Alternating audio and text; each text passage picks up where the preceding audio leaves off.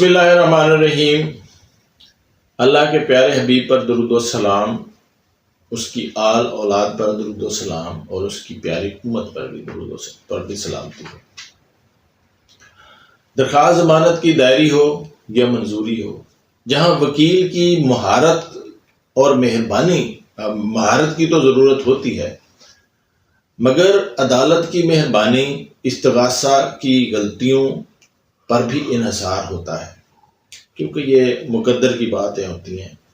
کہ آپ کو کس کیس میں کس سنگین طریقے سے ملوث کیا گیا۔ خیر، درخواست ضمانت ہو، کوئی سول مقدمہ ہو یا فوجداری مقدمہ ہو، یہ دراصل دو کہانیوں کا مجموعہ ہوتا ہے۔ ایک کہانی وہ جو مدعی فریق کی طرف سے پیش کی جاتی ہے، اور ایک کہانی وہ ہوتی ہے جسے ملزم جو ہے وہ اپنے دفاع میں پیش کرتا ہے۔ ہر فوجداری مقدمہ میں یہی سوال ہوتا ہے، اور ہر ملزم یہی کہتا ہے کہ میں بے گناہ ہوں اور مجھے ناحق ملوث کیا گیا ہے۔ تو پھر دوسری طرف سے قانون اور عدالت بھی اس سے ایک ہی سوال کرتی ہے کہ اگر آپ بے گناہ ہو تو پھر آپ اس مقدمے میں ملوث کیوں ہو؟ اس لیے لوگ پہل کرنے کے لیے، چاہے دوسرے شخص کو انہوں نے زخمی بھی کیا ہو، تو اپنا مقدمہ پہلے درج کرانے کی کوشش کرتے ہیں، اور جو بااثر ہوتے ہیں وہ اس میں کامیاب بھی ہو جاتے ہیں، اور دوسرا فریق چاہے وہ زخمی ہوا ہو اور حملہ اس پر کیا گیا ہو، پھر بھی اس کو کافی مشکلات کا سامنا کرنا پڑ جاتا ہے۔ ایسے مقدمات جہاں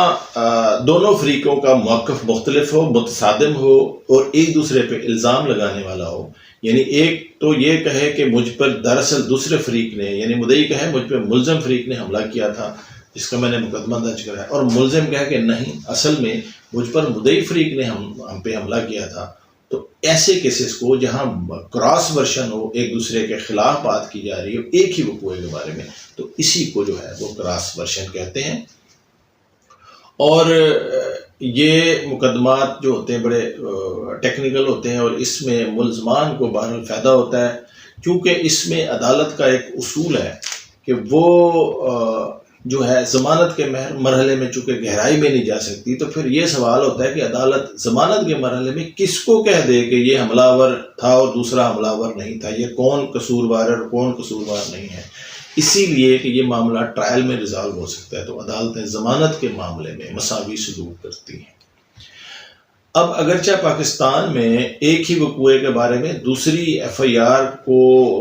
جو ہے درج کرنے سے قابل احترام سپریم کورٹ نے تشریح کرتے ہوئے منع کر دیا ہے، لیکن اسی مقدمے میں کراس ورشن لکھے جانے کی سہولت اب بھی موجود ہے۔ بہرحال جو بھی صورتحال ہو، ضمانت کی منظوری کے لیے کراس ورشن ایک بہترین گراؤنڈ ہے۔ ایک کیس ہے شعیب محمود بٹ بنام افتخار الحق،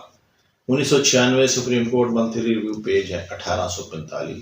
اس میں قرار دیا گیا کہ اگر ایک ہی وقوع سے دو ورشن پیدا ہوتے ہیں، ایک وہ جو ایف آئی آر میں دیا گیا ہو اور دوسرا جو مخالف فریق یعنی ملزم پارٹی نے دیا ہو، تو پھر اب یہ طے شدہ اصول ہے کہ ایسے کیسز مزید تحقیق کے طالب ہوتے ہیں، یعنی 497 ضابطہ فوجداری ضمانت میں فردر انکوائری کے گراؤنڈ میں آتے ہیں۔ اس لیے اس مرحلے پر یہ نہیں طے کیا جا سکتا کہ کون سی پارٹی حملہ ہوا ہے اور کس پر حملہ ہوا ہے۔ تو اس پر اسی میں ایک اور کیس بھی ہیں جن میں اسی بنیاد پر ضمانت ہے۔ بادشاہ گل بنام سرکار، 1999 پی سی آر جے پیج 691، روشن وغیرہ بنام سرکار، 2003 P C R J page 371۔ Cross version میں عام طور پر دونوں فریق جھوٹ بولتے ہیں، بات کو بڑھاتے ہیں یا گھٹاتے ہیں، اپنے آپ کو مظلوم ظاہر کرنے کے لیے اپنا اور اپنے گواہوں کا مضروب ہونا تو بتاتے ہیں، مگر دوسرے فریق کی ضربات کو چھپا لیتے ہیں۔ ایسی صورت میں چونکہ دونوں فریق ایک ہی جیسے موقف اور صورتحال کے مرتکب ہوتے ہیں، اس لیے ایسے کیسز میں بھی یہی اصول کار فرما ہوتا ہے، جس کے ضمانت کے مرحلہ پر جب عدالت کو شہادت کی گہرائی کے جانچنے کا اختیار نہیں ہوتا، تو پھر یہ وہ عدالت کیسے طے کرے کہ کون ظالم ہے اور کون مظلوم ہے۔ اس لیے یہاں بھی دونوں کے ساتھ مساوی سلوک کر کے ضمانت لے لی جاتی ہے، چاہے انہوں نے ضربات کو چھپایا بھی ہو۔ اس بارے میں محمد مشتاق بنام سرکار، 2004 MLD پیج 23۔ اس کیس میں دونوں فریق زخمی تھے اور دونوں ہی چلان ہوئے، دونوں نے ایک دوسرے کی ضربات کو چھپایا تھا۔ محمد صدیق بنام سرکار، 2005 PCRL 157۔ اس مقدمہ میں بھی دونوں طرف سے فائرنگ کی گئی، دونوں زخمی تھے، مقدمہ قتل کا تھا، پھر بھی عدالت نے اس کو فردر انکوائری کے گراؤنڈ پر دونوں کو ضمانت ادا کی۔ قاسم وغیرہ بنام سرکار پی ایل جے 2019 کرمنل کیسز 169، اس کیس میں بھی مدعی فریق نے ایف آئی آر میں ملزمان کی ضربات کو چھپایا تو عدالت نے قرار دیا کہ یہ کراس ورشن کا کیس ہے اور اس بنیاد پر ضمانت منظور کی۔ اس بارے میں ایک بالکل جدید فیصلہ ہے، اس میں آنریبل سپریم کورٹ نے کراس ورشن کے اصول کو بھی تسلیم کیا ہے۔ یہ کیس ہے محمد عمر وقاص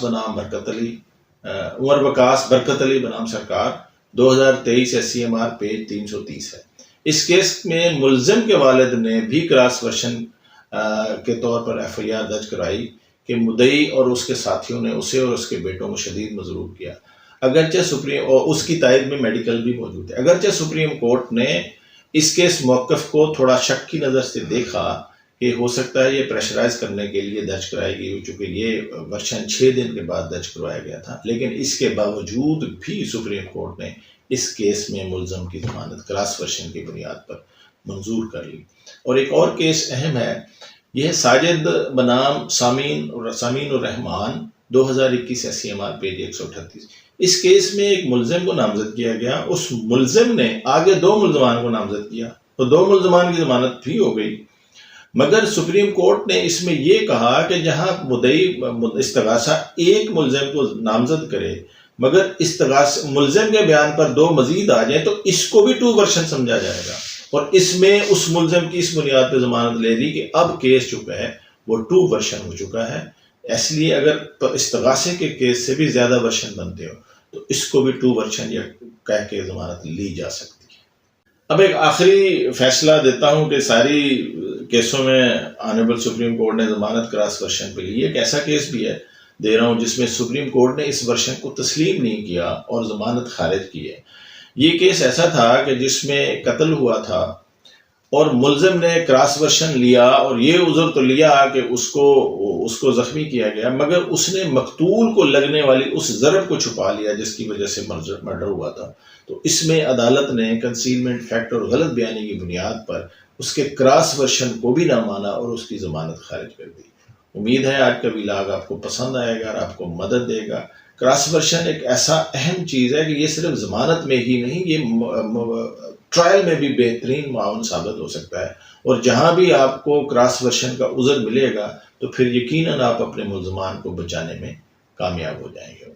تو آپ خود بھی اس چینل کو سبسکرائب کیجیے اور دوستوں سے بھی کرائیے۔ آپ کی مہربانی، نوازش، شکریہ، والسلام۔